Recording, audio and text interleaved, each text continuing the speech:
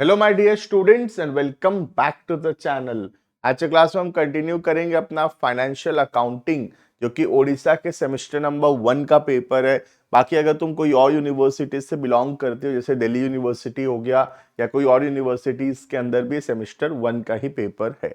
हर जगह सिलेबस बिल्कुल सेम है, हम आराम से पढ़ाई शुरू कर सकते हैं इन वीडियो से। हम पिछले क्लासेस के अंदर पढ़ रहे थे financial statements of sole proprietorship. यहाँ पे हम शुरू किए थे ट्रेडिंग अकाउंट क्या होता है। ट्रेडिंग अकाउंट के अंदर हम ये फॉर्मूलाज लिखे थे और ये अकाउंट भी हम फॉर्मेट देखे थे।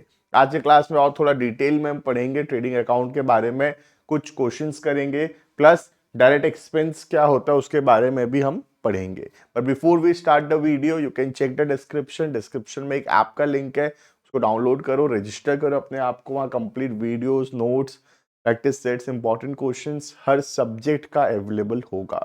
कुछ ग्रुप्स के भी लिंक है, उसको भी ज्वाइन कर लेना, वहां पे टाइमली अपडेट्स मिलता रहेगा related to exams and other things. ठीक है, स्टार्ट करते हैं वीडियो को। टॉपिक है आज का ट्रेडिंग अकाउंट। ट्रेडिंग अकाउंट के अंदर हम ये फॉर्मूला पढ़े थे और ये अकाउंट बनाना हम सीखे थे। एक क्वेश्चन से शुरू करते हैं, देखना। तो ये हमारे इलस्ट्रेशन नंबर 1 है। हमको इसमें क्या क्या निकालना है, सीओजीएस एंड ग्रॉस प्रॉफिट। सबसे पहला हम सॉल्यूशन शुरू करेंगे सीओजीएस का। तो सीओजीएस का फॉर्मूला लिखेंगे। सीओजीएस का फॉर्मूला है opening stock plus net purchase. What is net purchase? Purchase minus purchase return plus direct expense. अभी हम पढ़ेंगे क्या होता है direct expense.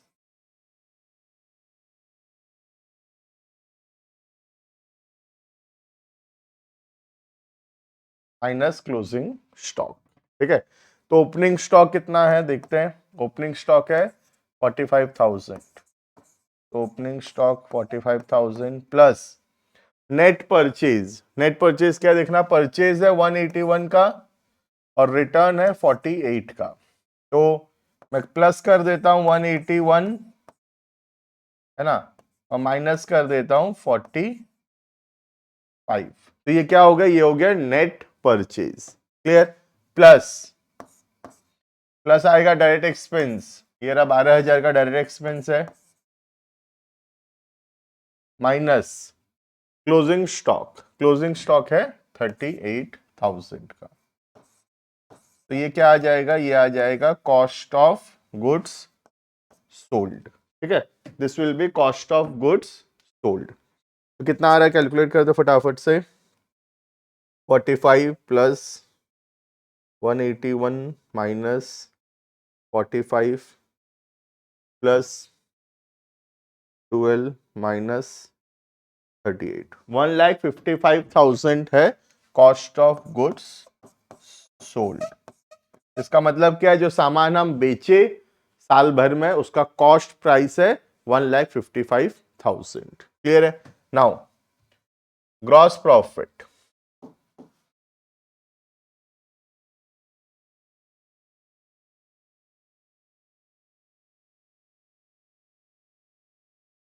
Gross profit equals to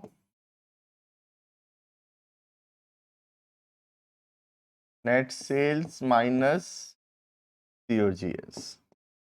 अभी नेट सेल्स क्या होगा देखना, सेल्स कितना है, सेल्स है 4,18,000 का और सेल्स रिटर्न है 10,000 का। तो 4,18,000 का सेल्स है और 10,000 का सेल्स रिटर्न है, तो नेट सेल्स कितना है, 4,08,000 इज द नेट सेल्स। तो 4,08,000 माइनस सीओजीएस विच इज 1,55,000। तो ये आ जाएगा हमारा ग्रॉस प्रॉफिट। अगर प्लस में आएगा तो प्रॉफिट है, प्लस में ही आ रहा है। बाई चांस माइनस में आता तो ये होता नेट ग्रॉस लॉस होता। ठीक है, तो प्रॉफिट आएगा 2,53,000। क्लियर है। तो ये कॉन्सेप्ट हो गया, फॉर्मूला से हम कैलकुलेट किए सीओजीएस कैसे निकलेगा और उसके बाद फिर ग्रॉस प्रॉफिट कैसे कैलकुलेट होगा। क्लियर। यही सेम चीज को हम ट्रेडिंग अकाउंट बना के भी कर सकते हैं और ट्रेडिंग अकाउंट बनाकर भी आंसर जो है बिल्कुल सेम आएगा। ठीक है, हम ट्राई कर सकते हैं सेम क्वेश्चन को बाय मेकिंग ट्रेडिंग अकाउंट। ठीक है, तो मैं इधर बना के दिखा रहा हूं तुमको ट्रेडिंग अकाउंट, और हम चेक करेंगे आंसर जो है वो सेम आया या फिर नहीं। ठीक है, सबसे पहले हम ट्रेडिंग अकाउंट में लिखेंगे ओपनिंग स्टॉक। तो ओपनिंग स्टॉक कितना है? 45,000।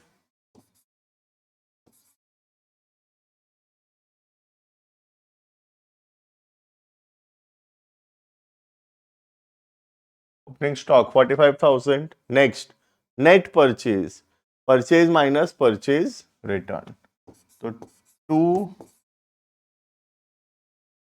परचेज 181, ठीक है, माइनस परचेज रिटर्न 45 का।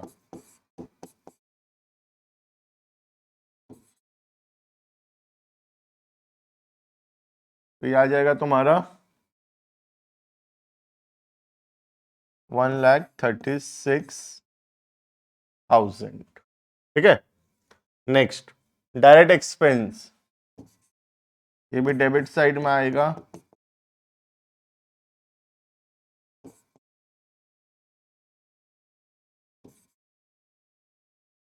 Direct expenses 12,000। Next sales minus sales return, तो by sales 4,18,000 minus sales return 10,000। तो ये कितना आया? Net sales 4,08,000 is the net sales. Clear है? Next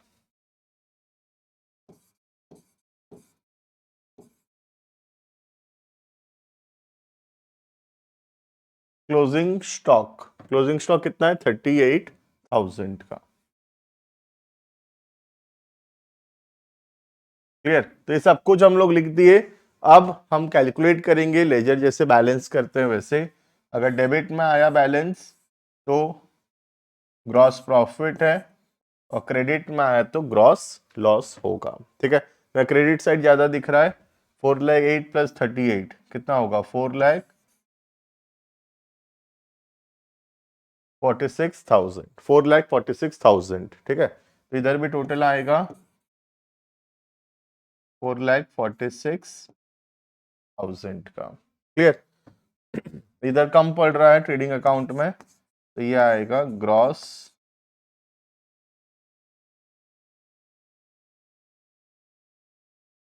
carried down. तो कितना आ रहा है? 45 प्लस 36 181 प्लस 12 193। तो ये डिफरेंस आएगा 253। क्लियर है?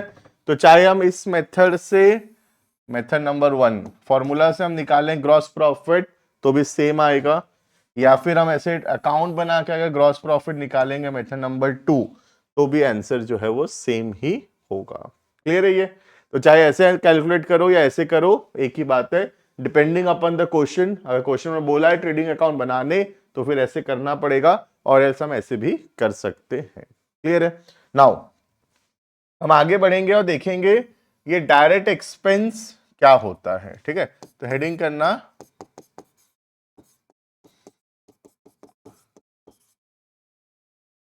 Direct expense. डायरेक्ट एक्सपेंस का मतलब होता है अगर हम सामान खरीद के बेचते हैं, हमारा मैन्युफैक्चरिंग बिजनेस नहीं है, हम सामान खरीदते हैं और वो सामान को आगे बेचते हैं, अगर ऐसा बिजनेस है तो सामान को दुकान तक लाने का, शॉप तक लाने का, जो गोडाउन में हम सामान रखते हैं वहां तक सामान लाने का जो खर्चा है वो सारा खर्चा डायरेक्ट है। उसके बाद सामान को स्टोर करने का और सामान को बेचने का जो भी खर्चा है वो सब इनडायरेक्ट एक्सपेंस होगा। क्लियर? तो it is the cost incurred till the goods are brought to the place of sale। जहां पे हम सामान बेचने वाले वहां तक सामान लाने का जो भी खर्चा है वो सारा डायरेक्ट है।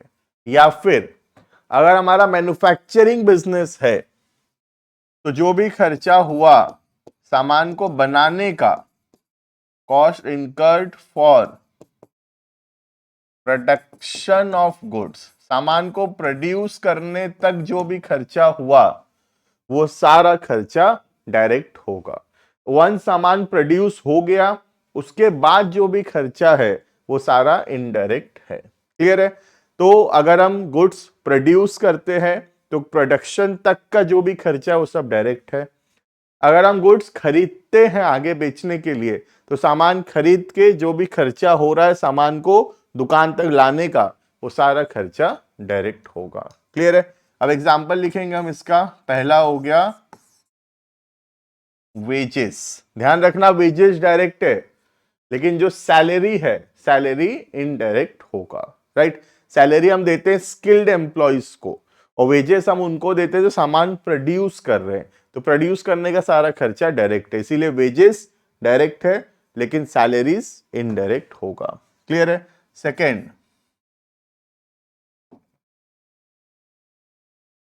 सेकेंड आता है कैरेज या फ्रेट या कार्टेज इनवर्ड। इनवर्ड का मतलब होता है सामान लाने के समय जो भाड़ा लगा, जो ट्रांसपोर्टेशन खर्चा लगा उसको बोलते हैं इनवर्ड। तो इनवर्ड का सारा डायरेक्ट है लेकिन अगर आउटवर्ड है, सामान बेचते समय ट्रांसपोर्टेशन लग रहा है तो वो सब इनडायरेक्ट होगा। क्लियर है? अगर खाली कैरेज लिखा होगा तो हम उसको डायरेक्ट मान लेंगे। राइट? नेक्स्ट, फैक्ट्री का जो भी खर्चा है, फैक्ट्री का रेंट है, फैक्ट्री का पावर एंड फ्यूल है, मैन्युफैक्चरिंग करने में कोई भी प्रकार का खर्चा हो रहा है, ये सब खर्चा डायरेक्ट एक्सपेंस होगा। ठीक है? और भी जैसे कि सामान को अगर हम बाहर देशों से मंगवा रहे हैं तो इंपोर्ट ड्यूटी लग रहा है, तो इंपोर्ट ड्यूटी, ऑक्ट्रॉय चार्जेस, ये सब खर्चा होता है जब हम बाहर देश से सामान मंगवा रहे हैं और ये सारा खर्चा जो है ये डायरेक्ट होगा। क्लियर है? ये कुछ एग्जांपल्स है, ऐसे कोई लिस्ट नहीं है, these are the some examples of direct expenses. Clear है? डायरेक्ट एक्सपेंस हम कैसे क्लासिफाई करेंगे? सामान को प्रोड्यूस करने तक का खर्चा या सामान को दुकान में लाने तक का खर्चा सारा डायरेक्ट एक्सपेंस होगा। क्लियर है? ये देखना, एक छोटा सा क्वेश्चन देखते हैं फटाफट से। तो हमको यहाँ पे बना के दिखाना है ट्रेडिंग अकाउंट। ठीक है? सबसे पहला ओपनिंग स्टॉक, उसके बाद ये टोटल परचेज आ जाएगा कैश और क्रेडिट मिला के, ये टोटल सेल्स आ जाएगा, है ना? उसके बाद ये सारा डायरेक्ट एक्सपेंस आ गया। उसके बाद इंपोर्ट ड्यूटी डायरेक्ट है, क्लियरिंग चार्जेस भी लगता है जब हम बाहर देशों से सामान मंगवाते हैं, वो भी डायरेक्ट है। इनडायरेक्ट एक्सपेंस ये हमारे कुछ काम का नहीं है, इनडायरेक्ट एक्सपेंस तो हमारे काम का है नहीं, ये आगे काम आएगा जब हम लोग बनाएंगे प्रॉफिट एंड लॉस अकाउंट। हमारे अभी ये कुछ भी काम का नहीं है। ठीक है? उसके बाद काम में आएगा क्लोजिंग स्टॉक। राइट? तो स्टार्ट करते हैं फॉर्मेट ट्रेडिंग अकाउंट का।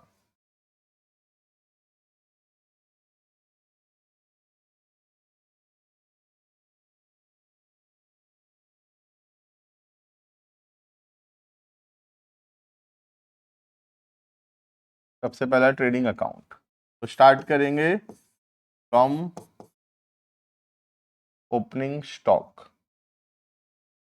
ओपनिंग स्टॉक आएगा 4,80,000 का।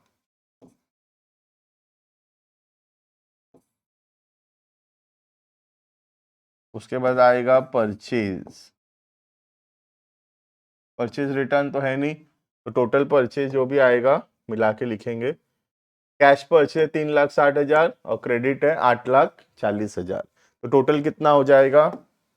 3,60,000 और 8,40,000, 11 और 12 लाख रुपए होगा परचेज। ठीक है?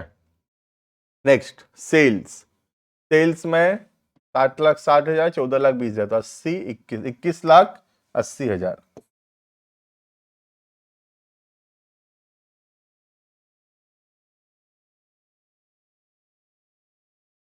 21,80,000 होगा हमारा सेल्स। क्लियर है? अब बस सारा एक्सपेंसेस लिखना है। कौन कौन सा एक्सपेंस लिखेंगे? Direct expense. ठीक है, तो डायरेक्ट एक्सपेंस में आ गया सबसे पहला फ्रेट। फ्रेट अगर इनवर्ड या आउटवर्ड नहीं पता है, हमेशा इनवर्ड मानना। तो फ्रेट है 27,500। Next carriage. कैरेज भी अगर खाली कैरेज लिखा, इनवर्ड आउटवर्ड नहीं पता, तो हम कैरेज इनवर्ड ही मानेंगे हमेशा। 2,500। ऑक्ट्रॉय ड्यूटी, ये बाहर देशों से सामान मंगवाने से लगेगा, ये भी डायरेक्ट है, 12,000। ठीक है, next import duty. Import duty भी 1,30,000, ये भी डायरेक्ट है।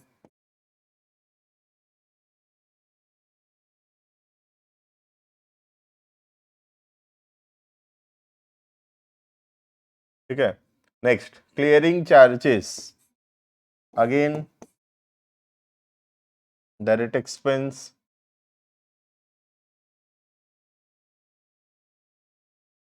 Next manufacturing expense, again direct expense, सामान बनाने का खर्चा है, 1,20,000। इधर क्या आएगा? इधर आएगा क्लोजिंग स्टॉक।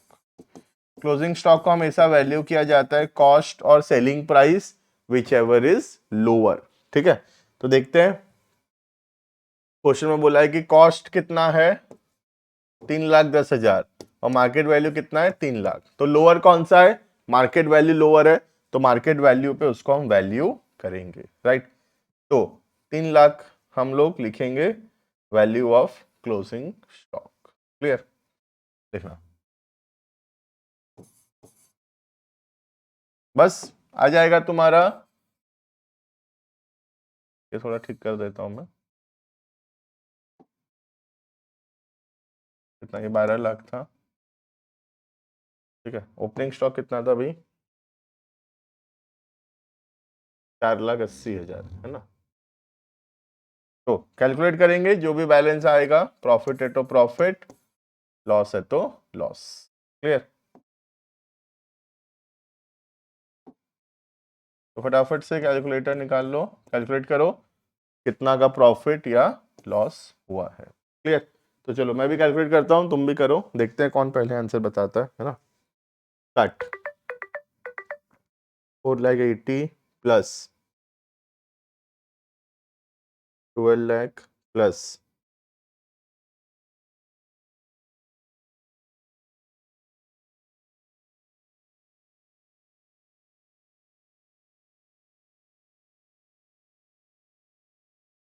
20,12,000 है ना, और इधर टोटल हो रहा है 24,80,000। तो ये साइड में कम है, तो डेबिट में बैलेंस आएगा, मतलब ग्रॉस प्रॉफिट आएगा 4,68,000। ये आएगा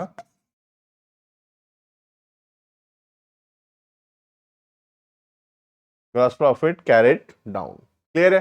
तो this was all about trading account. Trading account क्या होता है हम पढ़े, उसे कॉन्सेप्ट्स पढ़े, क्वेश्चंस देखे, डायरेक्ट एक्सपेंस क्या होता है कंप्लीट किए।